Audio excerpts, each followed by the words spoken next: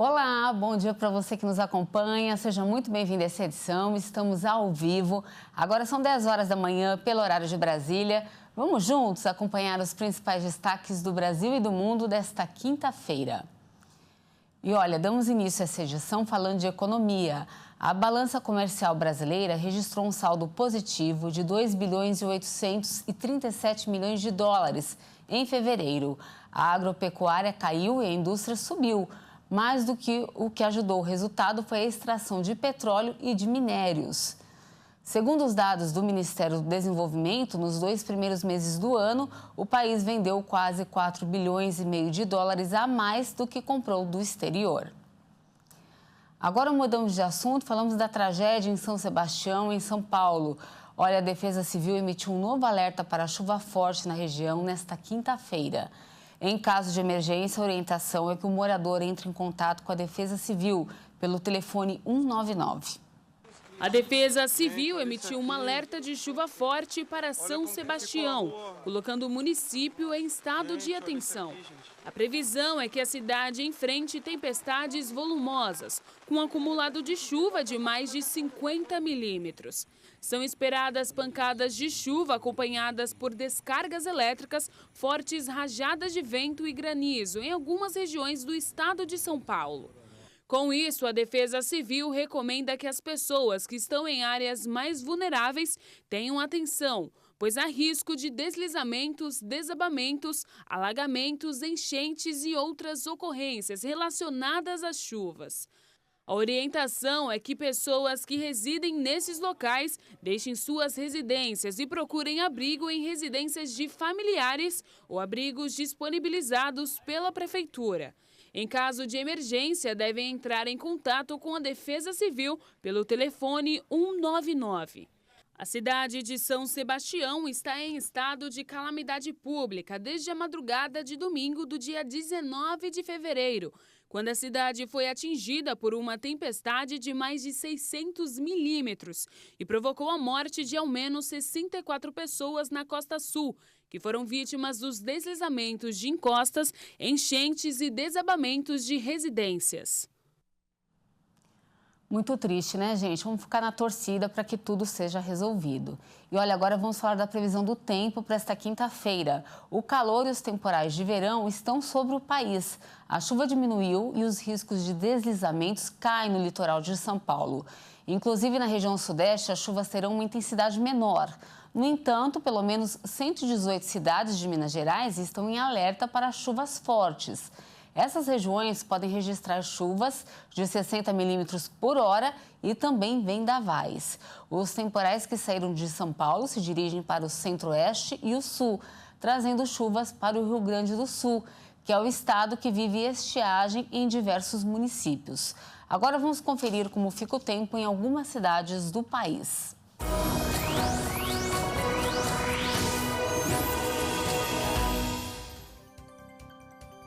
De olho aqui no nosso telão, começamos falando de Belo Horizonte, em Minas Gerais. O dia por lá será de calor, com chuvas rápidas até a noite. A máxima hoje chega aos 31 graus. Vamos agora conferir o sul do país. Em Bento Gonçalves, no Rio Grande do Sul, o dia será de calor, com pancadas rápidas de chuva. E a máxima hoje chega aí aos 30 graus. Para finalizar, falamos aqui de São Paulo. Vamos com a câmera 10 lá fora. Aqui na capital paulista, o dia será de calor, com pancadas de chuva pela tarde e à noite. Nesse momento, céu bem limpinho, bem azul, como você vê na sua tela, o famoso céu de brigadeiro. De volta comigo? A máxima hoje aqui na capital chega aos 32 graus.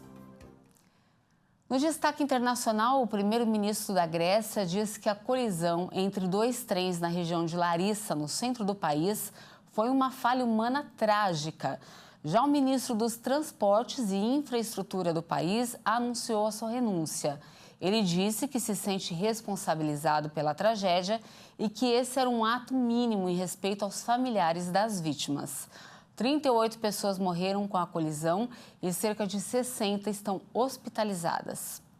O premier esteve no local do pior acidente ferroviário da história do país e afirmou que as causas vão ser investigadas. Acabei de voltar do local da tragédia, que ficará para sempre gravado em nossa memória coletiva.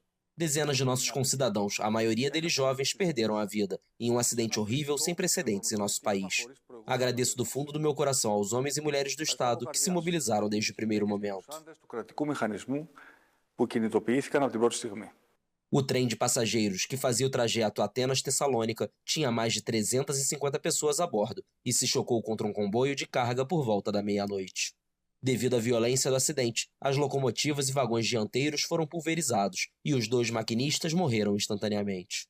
Líderes europeus enviaram condolências ao longo do dia. Gostaria de expressar minhas mais sinceras condolências às vítimas do acidente de trem que aconteceu ontem à noite em Larissa, na Grécia. Um trágico acontecimento que matou mais de 30 pessoas, deixando várias outras feridas. Gostaria de agradecer a todos os socorristas no terreno, médicos que estão fazendo o seu melhor para salvar o maior número possível de pessoas. Nossos pensamentos estão com o povo da Grécia hoje.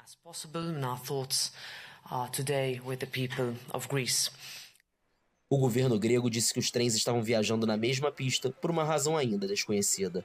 O diretor da estação de Larissa, palco do acidente, foi preso acusado de homicídio por negligência.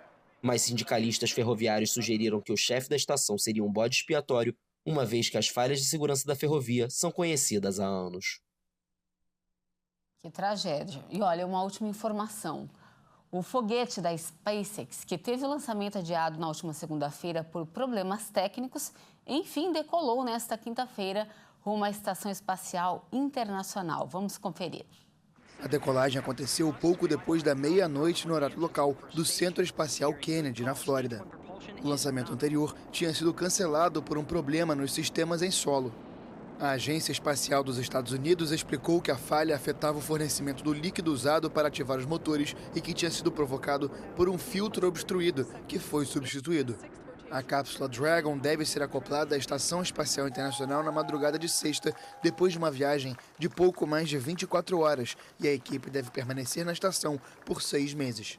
A presença do cosmonauta russo já estava prevista antes da ofensiva russa na Ucrânia, como parte de um programa de intercâmbio que foi mantido. A ISS é um dos últimos campos de cooperação entre os dois países. A equipe que decolou nesta quinta vai substituir os 4 membros da Crew 5, que chegaram em outubro de 2022 e que vão voltar à Terra a bordo da própria nave da SpaceX. Por enquanto é isso, essa edição fica por aqui. Agradeço demais a sua companhia. Eu volto às 11 da manhã falando sobre a Agência Nacional de Vigilância Sanitária, que decidiu acabar mais uma vez com a obrigação do uso de máscaras em aviões e aeroportos. E tem ainda eu aqui te esperando. É daqui a pouquinho, e claro, você não pode perder. Até mais.